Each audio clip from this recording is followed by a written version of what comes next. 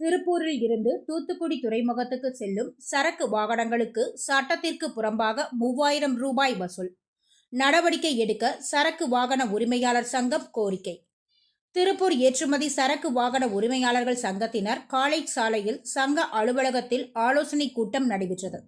அப்போது தலைவர் பரமசிவம் செய்தியாளர்களிடம் பேசுகையில், திருப்பூரில் இருந்து ஆயுத ஆடை ஏற்றுமதிக்கு தூத்துக்குடி துறைமுகத்திற்கு கப்பல் வழியாக செல்ல நாங்கள் இங்கிருந்து எங்கள் லாரிகள் மூலம் சரக்குகளை அனுப்பி வைக்கிறோம்.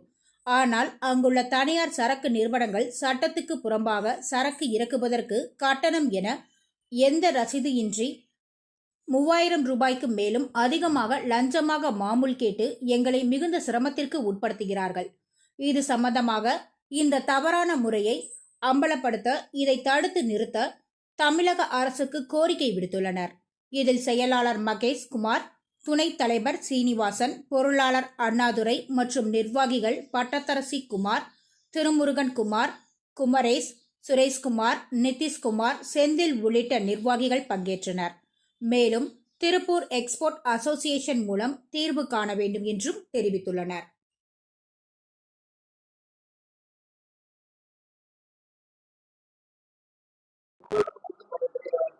நாங்கள் Tiruppur export goods transport association.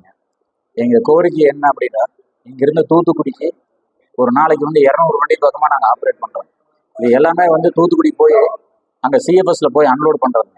இந்த அன்லோட் பண்ணுற இடத்துல முதல்ல மாமூல்கிற ஒரு சின்ன தொகையை கொடுத்துட்டு இருந்தோம். இப்போ என்ன ஆச்சு அப்படின்னா கிட்டத்தட்ட 2000 3000 வரைக்கும் மாமூல்கிற பேரில் அன்லோடிங் சார்ஜாகவே எங்கள்கிட்ட வசூல் பண்ணுறாங்க. இது எங்களுக்கு பெரிய சுமையாக இருக்குது.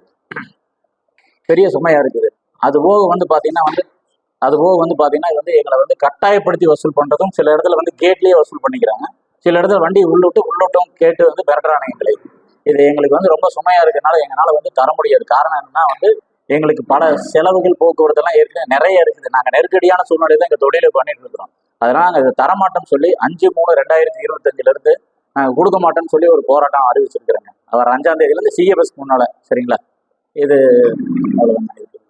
அங்கே சிஎஃப்எஸ் குடோன்ல அங்கே ஏஜென்ட்டுக்கு இருக்கிறவங்க அன்லோடிங் சார்ஜும் திருப்பி அவங்க கண்டெய்னர்ல ஏற்றுற சார்ஜை கம்பெனியில் போட்டு எக்ஸ்போர்ட்டர்கிட்ட வாங்கிக்கிறாங்க.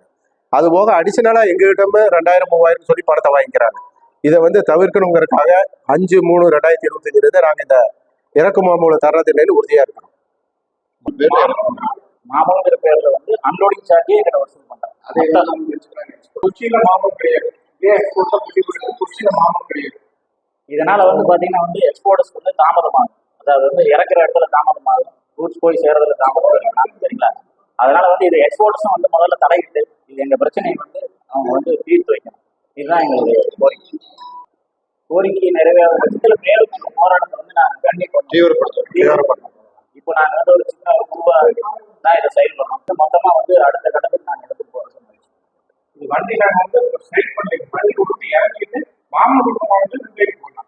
ஏன்னா சில இடத்துல கேட்கே வாங்கிக்கிறாங்க, சில இடத்துல உள்ள என்ட்ரு ஆகி அதுக்கப்புறம் தான் எங்கள்கிட்ட கேட்குறாங்க. சரிங்களா? அது எந்த சூழ்நிலை நடந்தாலுமே நாங்கள் கண்டிப்பாக அந்த போராட்டத்தை போடுறோம். ஏற்கனவே கம்ப்ளைண்ட் இதுக்கு முன்னாடி ஒரு டீம் போயிங்க தூத்துக்குடியில கஸ்டம்ஸ் வரைக்கும் பேசியிருக்கிறாங்க. கஸ்டம்ஸ் ஆஃபீஸர் என்ன சொல்லியிருக்காங்கன்னா, இதை நீங்க கொடுக்க வேண்டியதில்லை, உங்களுடைய இதுக்கே வராதுங்க. இது கேஷ் ஹேண்ட்லிங் ஒரு சென்ட்ரல் கவர்மெண்ட் சிஎம்எஸ்ல கேஷ் ஹேண்ட்லிங் இருக்கக்கூடாதுங்க. அதனால அவங்க கொடுக்க வேண்டியது இல்லைங்கிற விஷயத்தையும் அவங்க சொல்லியிருக்காங்க.